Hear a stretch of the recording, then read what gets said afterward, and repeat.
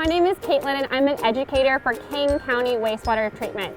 I am here at the wastewater treatment plant standing around tanks filled with wastewater that is partially treated. I am a tall white woman with mostly straight blonde hair and a big smile. I am wearing a long sleeve jacket and my personal protective gear, a yellow hard hat, glasses, and an orange reflective vest. I am here with my coworkers today and we will be giving you a tour of the wastewater treatment plant located in Renton, Washington. We are going to be exploring together how millions of gallons of wastewater are cleaned every day at this facility and what valuable resources we can recycle from this process. Hi, I'm Kristen and I'm also an educator with the King County Wastewater Treatment Division. So I get to teach people about water systems and how they impact them every day. And I have been working here for 10 years, so I am slightly older than my other coworkers with me today. I am also a white woman. I have short, light brown hair, average height, and I am also decked out in the safety gear, hard hat, safety glasses, and a vest. Hi, I'm Charity. I'm also an educator at King County Wastewater Treatment. I'm a short white woman with shoulder-length curly brown hair, and I'll be talking about our second step in the wastewater treatment process. Hi everyone, I'm Sienna and I'm another wastewater educator. I'm a tall white woman with short hair, not to be confused with Kristen, and I'm wearing safety gear and I'm dressed for the cold weather too. This is Caitlin again. So to begin, let's discuss what is wastewater. Wastewater is all of the used or dirty water leaving buildings from different drains like toilets, sinks, showers, dishwashers, and washing machines. Another word for wastewater is sewage. Wastewater comes to the King County wastewater treatment plants from apartments, houses, and from businesses and even schools too. People use water for a lot of different purposes, like cooking, bathing, flushing toilets. So a lot of stuff gets in that water really quickly. We divide all those things into wastewater categories. We will show examples of common items found in each category as well as list them. The first category is trash. Things like wet wipes, wrappers, paper towels, condoms, tampons, and toys. The second category is organic, such as poop, food scraps, grease, and cooking oil. The third category is chemicals. Things like shampoo, conditioner, toothpaste, medications, and cleaning products. The final category is microorganisms. These include both the good and bad bacteria, all the microscopic organisms that live in people's bodies and on people's bodies get washed into our system too. What do you think wastewater looks like? What words come to mind when you think about wastewater? I'm holding a glass jar of what wastewater looks like. This is what the water looks like when it arrives at the treatment plant. It's slightly muddy water, and the reason it isn't as thick and as dark as most people think is because it's mostly water. Nevertheless, there's lots of stuff that needs to be cleaned out in this water. King County Wastewater Treatment Division is responsible for collecting and cleaning wastewater from a very large geographical area, which covers the areas between Mill Creek in the north, Sammamish in the east, Auburn in the south, and Seattle in the west. There are over 1.7 million people living in this service area, which means there is a lot of wastewater every day to be collected and cleaned. In order to accomplish this task, there are over 400 miles of underground pipe and many different pump stations that use energy to push wastewater through the pipes all the way to one of our treatment plants. It kind of acts like a human circulatory system. We operate 5 different wastewater treatment plants in this area. 2 small ones, one being in Carnation, the second on Vashon Island. There are 3 large wastewater treatment plants. The first is in Woodinville, the second is in Seattle, and the third is in Renton. Each of these treatment plants are responsible for treating a total of 200 million gallons of wastewater every day. That is like 10,000 swimming pools of dirty water. Now that you know the basics of wastewater and our treatment system, we are going to take you through different steps of the wastewater treatment plant process to learn how it's cleaned. Kristen, take it away. Hello again, this is Kristen here, and I'm going to teach you about the first 2 steps of cleaning the wastewater. The first step is focused on removing trash in the water. Most trash comes from things people shouldn't flush down their toilets, like wipes, tissues, and feminine products. We remove these items first because they're the largest pollution items in the water, so they're easy to take out. Plus, they would do a lot of damage down the line to other equipment if we kept them in the water. As you might have guessed, the easiest way to separate out the trash is by passing the wastewater through a screen, which is similar to straining pasta. So that way we can actually capture the trash and easily remove it. But since we're dealing with a lot of water in the system, we use large machines called bar screens. These machines are rectangular in shape, and they are 15 feet tall and 6 feet wide. We have 8 bar screens at this treatment plant, and they are located in the building behind me, 2 stories below ground level. So let's go check out those screens, but first I need some ear protection because it's really loud down there. Follow me. We're standing 2 stories below ground level in a room that contains 8 giant bar screens. It's loud and wow, it really smells in here. If I had to describe it, I'd say it smells like a garbage dumpster on a hot summer day or a really, really, really rotten egg. So let's examine these screens in action so I can get out of here. The water goes into narrow channels that each contain a bar screen. The bars are spaced about a pinky width apart so they can stop most of the trash pieces as the water passes through. And then a metal scraper pushes the trapped trash up the machine and out of the channel. Okay, so we got out of that smelly building and now we are back outside, and behind me is the trash processing building. So we got most of it out of the water, but then what happens next to it? After it's removed from the water, it's dropped into a grinding machine behind me to grind it up into small pieces. And then it's dropped into a giant dumpster below, which is large enough to hold 42 twin-sized mattresses. So it's really big. When the dumpster gets full, the contaminated trash gets hauled to a landfill. We fill up one of these dumpsters and send it to a landfill once every week. I'm holding a large clear container in the shape of a cube, and inside this container is 1 cubic foot of dried wastewater trash, which is similar to the size of a large microwave. This is how much trash we remove at this treatment plant every 2 minutes. What we find in here are tampon applicators, random wrappers, and a lot of brown stained paper, which are probably tissues or wipes that have been in the system. We like to help people remember what to flush by telling them only to flush the 4 P's. Pee, poop, toilet paper, and puke. Toilet paper is the only paper product that should be flushed. And if everyone followed this rule, we could skip this step of wastewater treatment and save hundreds of thousands of dollars every year spent on unclogging pipes that have too much trash. Okay, I've left the trash screening area and walked a short distance to the next step, which is called primary treatment. Nearly all of the trash is out of the water now, so the next task is to work on removing the organic matter, which is mostly poop and also food and grease from kitchen sinks. It's happening in the tanks behind me, but before I take you over there, I want to demonstrate what's going on with a model of the process. Okay, so while I'm shaking this model, it looks like a dark brown color and everything's all mixed up. Once I stopped shaking this model, 3 layers started forming. Heavier material is sinking to the bottom. In the wastewater, it would be the poop and food particles. Lighter material that is less dense than water is floating to the top.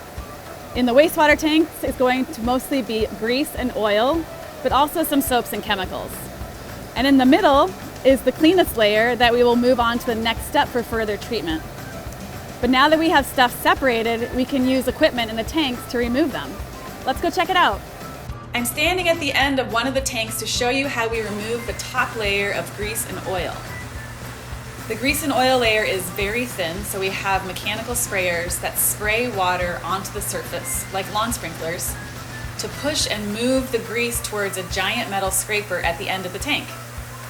The scraper is in the shape of a spiral, so as the spiral turns, it's able to collect the grease on the surface and empty it into a channel on the other side. and that takes it out of the tank. We use a similar method for the poop and food that collects on the bottom of the tank. We have bars that are on a track that are spaced about 6 feet apart. And as the track moves really slowly, the bars move and scrape the material that have collected on the bottom, pushing it towards the end of the tank, where it dips down lower like the deep end of a swimming pool. There's a pipe and pump attached to the bottom of the tank that sucks the material out. Now I hope you're asking yourself, but where does it go? If so, great question. It doesn't just disappear. We have to do something with it. Unfortunately, you'll have to wait for the answer, but towards the end of the video, we will talk about where both the grease and the poop and food go once we remove them. So remember that bottle of raw sewage or influent that Caitlin showed you at the beginning of this video? Well, here it is again. And here is what the water looks like after primary treatment. This is a sample of primary effluent. So the influent or raw sewage is a lot cloudier, or we like to say turbid. And the primary sample is less cloudy and more clear. So this is a pretty effective process. We're able to remove about 50% of the solid particles from this process. So we can do this by using a low energy, very passive process, and it's pretty effective. But we still have a long ways to go. We still need to remove bacteria, chemicals, and suspended organic particles. Hi, this is Charity again. The next part of the treatment process is my favorite, secondary treatment, or aeration. I'll be describing the water tanks and how the aeration process works. After we remove 50% of the solids in the primary settling tanks, we pump water into the tanks behind me. These tanks are huge. They're 18 feet deep, the size of 3.5 of me stacked on top of each other. So you can't really tell since the water is so opaque. The water in the tanks is now thicker and brown, with a brown foam on the top. It reminds me of a root beer float. The air doesn't smell bad here, at least not to me. The smell reminds me kind of like baking bread. You can also hear a high-pitched hum standing here. That noise is coming from towers that are intaking air. The air is then heated and released into the bottom of these tanks through big diffusers. The hot air is then activating special microbes, causing them to reproduce and multiply. These microbes are naturally occurring in the wastewater. They come mostly from our digestive systems. The microbes thrive in warm, oxygen-rich water, and they help clean the water by eating the remaining poop and food. This bubbly chocolate milkshake is actually a complex ecosystem of those tiny creatures. The tiniest creatures, the single-cell bacteria, form big clumps in the water. The other creatures in the water are much bigger. Some of them are even tiny animals. These creatures eat some of the organics as well as consume pathogens, bacteria that can make us sick. Here's a footage of a rotifer, a nematode, and a tardigrade, some of the creatures that are living in this water. I like to think of these tiny creatures as our pets that are helping us clean the water. And they're really, really tiny. Some of them are so small, you could fit 100 of them on the end of one of your hairs. The water swirls around these tanks for 2 to 3 hours before it's pumped through underground pipes to the next step, the clarifying tanks. After spending several hours in aeration, the water is sent to these large tanks called clarifiers. We need to get the creatures and the organisms now trapped in their body out of the water. The tanks behind me are large and circular. They're set into the ground. This area is quiet. We aren't adding hot air anymore. In the tanks, there's an outer ring with water that is slowly moving. This water is clearer than the water in the last tank and now has quarter-sized clumps in it. In these tanks, water enters the outer ring first, then the inner circle. The warm air is no longer added, and in the cooler water, big clumps of organic material and microbes form. You can see that happening in the outer ring. The clumps settle to the bottom of the tank and are sent back to the aeration tanks. The remaining clean water moves on to the final step of treatment. This is also a spot that helps me conceptualize just how much water we clean here. There are 24 of these tanks in the area, the length and size of over 3 football fields. Here's the last step of the wastewater treatment process here at South Plant. I'm standing in front of a long, narrow tank. There's a second tank parallel to it that the water flows into, then drops into a lower tank. The tank closest to me is the contact channel. At this point, we've removed the trash, organics, and bacteria, and many of the chemicals in the water. There might be a small amount of pathogens that have slipped through to the last step, so we add a chemical similar to chlorine bleach that sanitizes the water, killing off any remaining pathogens, like E. coli, things that can make us sick. In these channels, we introduce the water to the chemical and give it time to contact with the water and the germs. The sanitizing chemical breaks down in the water before it reaches the Puget Sound. Then the water moves through like a slow river. Looking down the tank, this water looks really clear. Then the water goes over into a lower tank, creating a short 5-foot waterfall. The sound of all that water is really loud, and there's some mist that comes up. The water in the lower tank has many bubbles, in the water and on the surface. This waterfall isn't just a beautiful feature, it's actually adding dissolved oxygen into the water. Healthy water in the Puget Sound has some oxygen in it. That's what fish pull out of the water to breathe. It's important that the clean water we are piping in has similar high levels of oxygen so we aren't hurting wildlife. In my right hand, I'm holding up the sample jar of raw sewage that Caitlin showed you at the beginning. The water is cloudy and slightly yellow with small black pieces. in my left hand, I'm holding a jar of the cleaned water that's leaving the facility. This water is totally clear and free of any pieces. It looks similar to drinking water, but it's not.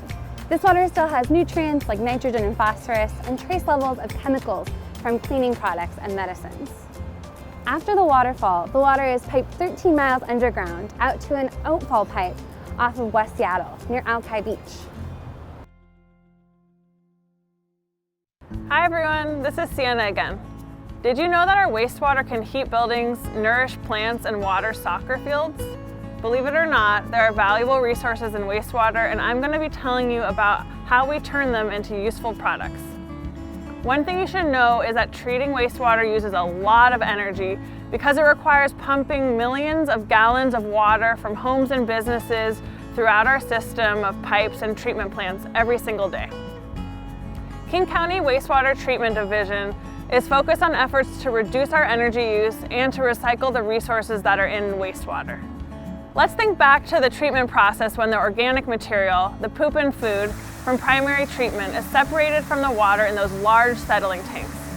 This material travels to the enormous cylinder tanks behind me, which are called digesters.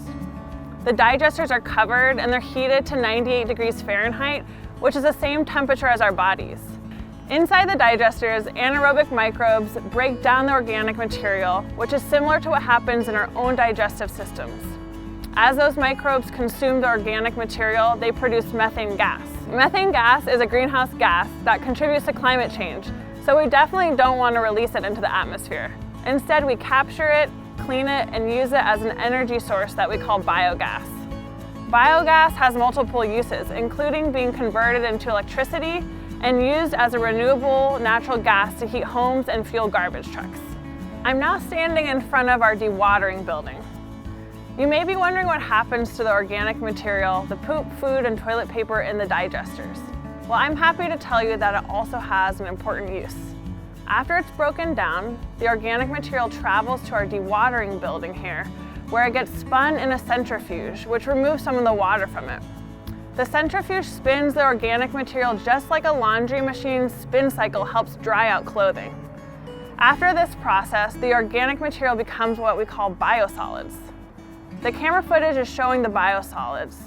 Biosolids are dark brown, clumpy, and they look like soil. They're full of nutrients. What do you think they're used for? Biosolids are used to provide nutrients to plants and build soil on farms and forests across Washington state. The King County brand of biosolids is called Loop. This map shows Washington state with pins and locations where Loop is distributed.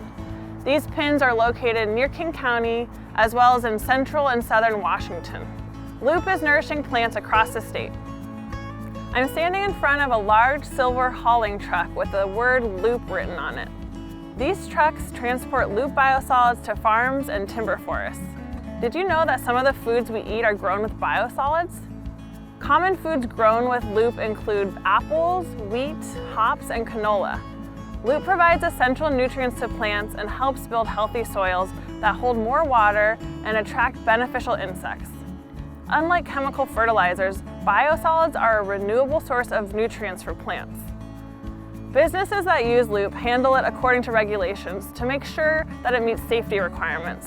This is important because there can be a small number of pathogens left in it after production. Loop, like all of our products, is regularly tested and regulated by the Department of Ecology to ensure its safety. Each year, King County produces over 120,000 tons of loop, which is enough to fill a football stadium 70 feet high. If you live in the King County Wastewater Service area, you help make loop too. Now I'm standing in our demonstration garden surrounded by dogwood and other native plants. We keep this garden healthy with resources we get from wastewater. The purple irrigation hoses in this garden signal that we use recycled water here. Recycled water travels in purple pipes underground too to distinguish it from drinking water. So what is recycled water? Remember all of that treated water that leaves the treatment plant for Puget Sound? Well, there's a way to reuse that too. We turn a portion of it into recycled water by sending it through a sand filter so that it's extra clean. I'm holding a glass jar with a sample of recycled water in it. What stands out to me is how clear the water is. It looks nearly as clear as a glass of drinking water. Although this recycled water is very clean, it's not drinking water. The good thing is that we need water for more than drinking, right? And recycled water is a great fit for things like street cleaning and watering farms and sports fields. A fun fact about King County's recycled water is that it waters the fields that the Seattle Sounders soccer team practices on. Using recycled water helps keep more water in rivers and lakes for wildlife and for drinking water. Recycled water is an especially important resource because climate change reduces how much fresh water is available in the summer. Hi, this is Kristen again. I hope you enjoyed learning about this hidden system of wastewater treatment, including all of the surprising resources that we can reuse from it. I think it's amazing that this treatment process is going on 24/7, even when many of us are sleeping. There are people that stay up all night making sure our wastewater treatment plants are operating properly. Here's an image of an operator dressed in safety gear doing maintenance on a pump. She's using a socket wrench to open a metal plate. Speaking of people, managing our region's wastewater is an enormous and extremely important task. For this reason, we have 650 employees to help keep it running. We take this job very seriously because cleaning wastewater protects public health and the environment. Plus, we operate on funding from the sewer portion of people's water bills in our service area. We need to use that money wisely and responsibly. Now that you have completed the journey through the wastewater treatment process with us and learned where your waste goes from start to finish, will you change what you put down the drain? Or what you flush down the toilet? Is there something you want to learn more about? If so, you can visit our website to check out more education resources or register to take a treatment plant tour in person. We've included the link in our website in the video description. Thanks for joining us. Bye.